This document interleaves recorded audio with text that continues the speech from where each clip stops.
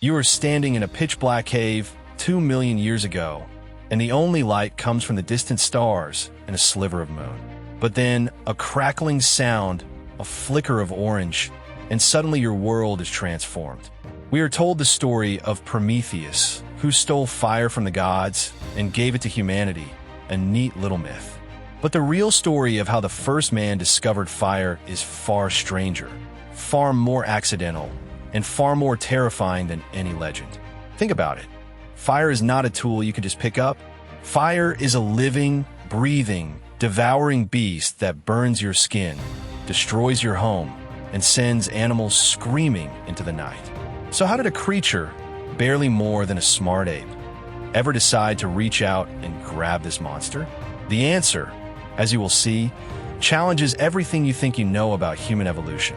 We are about to walk through the ashes of prehistory, and what we find there will change how you see your own hands. Because the first spark was not a discovery. It was a miracle of survival, born from a single, desperate moment. So, let's go back to the beginning, to a time before fire, before language, before even the idea of home. Let's find the very first man who looked into the flames and did not run. The popular image is a caveman rubbing two sticks together, sparks flying, triumphant grunt. But that image is a lie, a sanitized cartoon that ignores the brutal reality.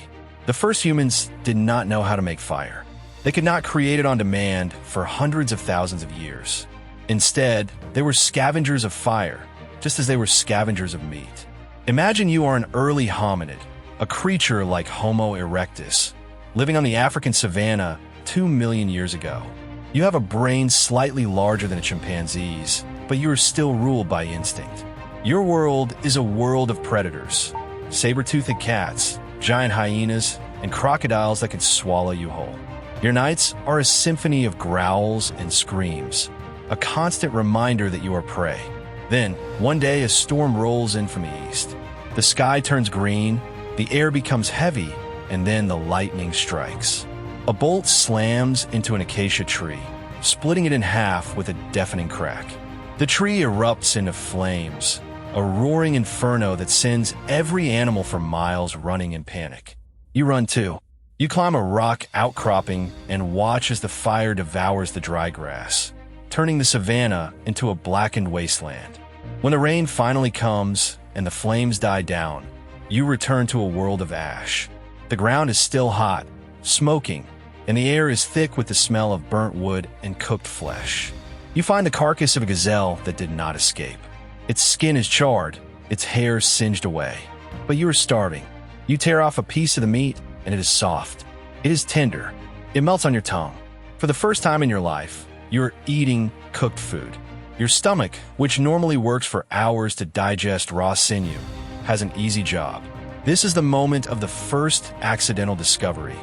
Cooked food tastes better, and it gives you more energy. But the fire itself is still a threat. You stay near the smoking embers because they keep the predators away. The lions, the leopards, they all avoid the heat. You sleep closer to the dying fire than you have ever slept to anything, and for the first time, you feel safe. This is the hook of the fire story. It was not a tool at first. It was a shield. It was a source of heat in the cold nights. It was a cooking oven. But to keep this shield, you had to learn a new skill. You had to feed the fire. You watch as a spark lands on a dry leaf and catches. You see a branch smolder and then burst into flame. You learn by accident that fire eats wood. And if you want the fire to stay, you must give it food. This is the first step toward domestication, but is a slow process taking tens of thousands of years. The first humans did not control fire. They visited fire. They would find a natural burn, a lightning strike, or a volcanic eruption, and they would camp near it. They would use it for as long as it lasted, then move on. They were like birds following a wildfire, picking at the leftovers. But then, something changed. A group of early humans, maybe a band of Homo erectus, found a fire that was dying.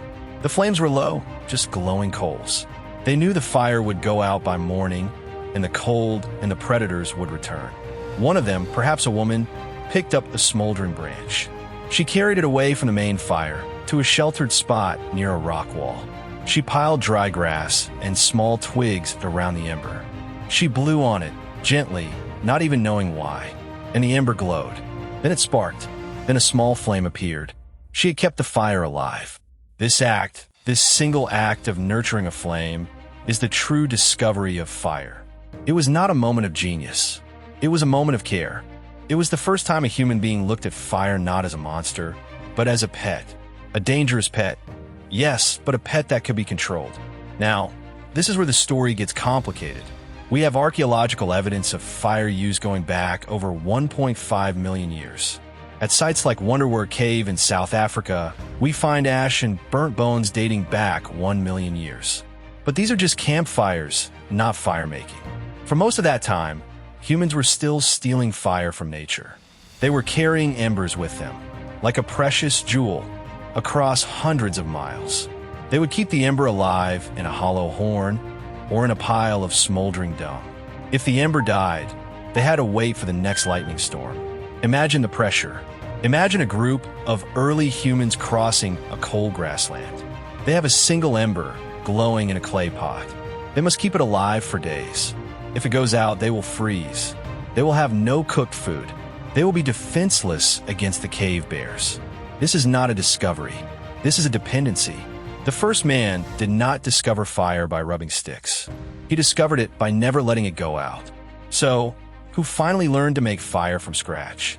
The evidence points to a major breakthrough around 400,000 years ago with Homo heidelbergensis or early Neanderthals. This is when we find the first clear signs of fire-making tools, like strikolites made of iron pyrite and flint. But even that was a late development. For over 1 million years, humans were fire keepers, not fire makers.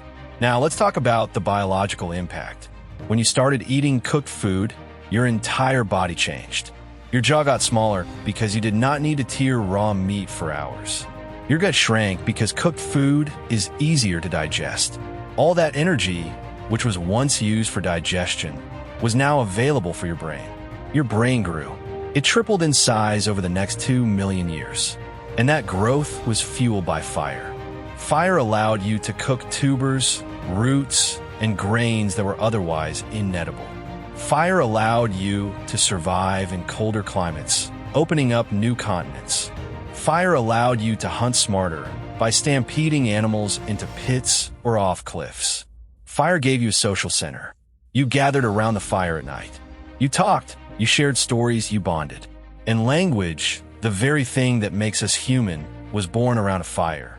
Without fire, we would still be small-brained primates living in the trees.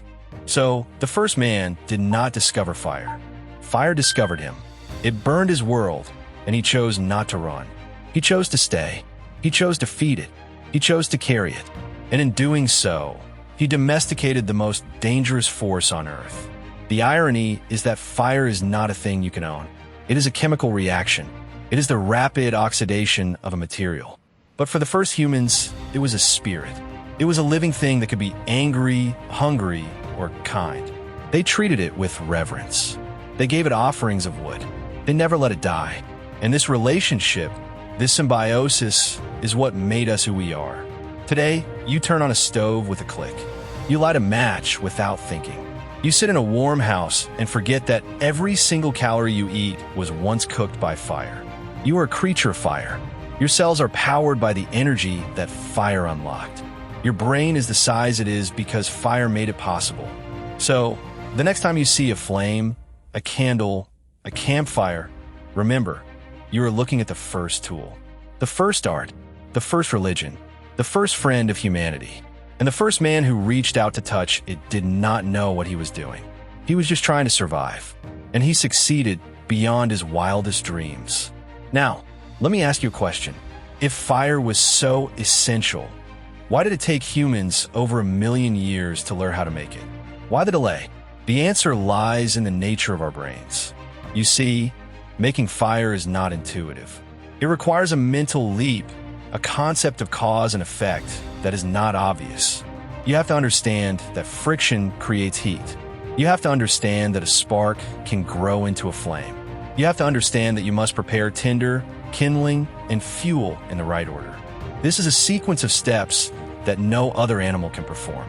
Even today, A chimpanzee cannot make fire. It is a uniquely human skill, and it took 1,000,000 years of evolution for our brains to develop that sequence. The first man who tried to make fire by rubbing sticks probably failed. He got tired, his hands blistered, and he gave up. But he did not give up forever. He kept trying generation after generation until he got it right. This is the slow burn of human progress. We did not discover fire in a single moment. We discovered it over 1,000,000 years. We discovered it in the ashes of a lightning strike. We discovered it in the glow of an ember we carried. We discovered it in the friction of 2 sticks. And each step was a revolution. So, let's paint a picture of that first deliberate fire. Imagine a group of Homo heidelbergensis 400,000 years ago, huddled in a cave. It is winter. The wind is howling outside. They have no fire. They are cold, hungry, and scared. One man, call him Ugg, picks up a piece of flint and a lump of iron pyrite. He has seen sparks fly when these stones hit each other. He has seen dry grass catch fire from a lightning strike. He is trying to connect the dots. He strikes the stones together. A spark jumps. It lands on a pile of dry moss. It smolders. It goes out. He tries again. Another spark. Another smolder. Another failure. His hands are shaking from the cold. He knows if he does not get a fire going, they will all die tonight. He strikes again, harder this time. A shower of sparks. One lands on a thin piece of charred cloth. It glows. He blows on it, gently, just like his ancestors blew on the embers they carried. The glow brightens. He adds a tiny piece of dry grass. It catches. A small flame appears. He carefully feeds it, twig by twig, until the flame is strong. The cave lights up. The cold retreats. The predators outside growl, but they do not come closer. Ugg has made fire. He has created it from nothing but stone and sweat. This is the moment of mastery. This is the birth of technology. And it is terrifying, because now, humans are not just dependent on fire. They are creators of fire. They can bring the sun into the darkness. They can burn down forests. They can forge metals. They can build civilizations. But with that power comes a price. Fire is a destroyer too. It can burn your home. It can kill your family. It can turn a forest into a desert. The first man who discovered fire also discovered the fear of losing it. He discovered the responsibility of controlling it. He discovered that fire is a double-edged sword. And that is a lesson we are still learning today. Every time you see a wildfire on the news, you're seeing the same fire that I've made. It is the same chemical reaction. It is the same hunger. It is the same beast. But now, we have forgotten how to live with it. We have forgotten the reverence. We treat fire as a servant, not a partner. We light it and forget it. We let it burn out of control. We have lost the ancient wisdom of the first fire keepers. They knew that fire is alive. They knew it must be fed, respected, and never taken for granted. So, let's go back to that cave 2,000,000 years ago. Let's sit with the first man who discovered fire. He does not have a name. He does not have a language. But he has a fire, and he is staring into the flames. He sees shapes in the embers. He sees his own reflection in the heat. He feels the warmth on his skin. He hears the crackling of the wood. He is no longer just an animal. He is a human, and that fire, that tiny flickering flame, is the first spark of culture. It is the first hearth. It is the first home. From that fire, everything else was born.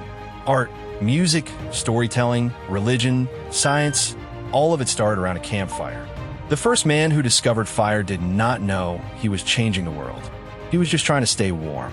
But in that simple act, he lit a flame that has never gone out. It burns in every light bulb, every engine, every power plant. It burns in your own body as you metabolize food. It burns in the sun, which gives us life. Fire is the engine of the universe, and we are its children. So, when you think about the first man who discovered fire, do not think of a hero. Think of a survivor. Think of a creature who looked at the world and said, "I will not be afraid." Think of a being who reached out and touched the untouchable. And think of yourself, sitting here, listening to this story, connected to that moment by an unbroken chain of fire. You are the descendant of that first firekeeper. You carry the same spark in your genes. You have the same power to create and destroy. The question is, what will you do with it? Will you nurture the flame? Will you let it burn out? Or will you let it rage out of control? The choice is yours. But remember, the fire is watching. It always has, and it always will. Now, if you want to keep exploring the hidden stories of our ancestors, if you want to understand how we became human, then you need to stay with us. Hit that subscribe button and click the bell, because the next episode is going to blow your mind. We are going to leave the fire behind and step into the darkness of the first human language. How do we learn to speak? How do we create words from nothing? That story is even more incredible. So, subscribe now, and I will see you in the next video. Until then, keep the fire alive.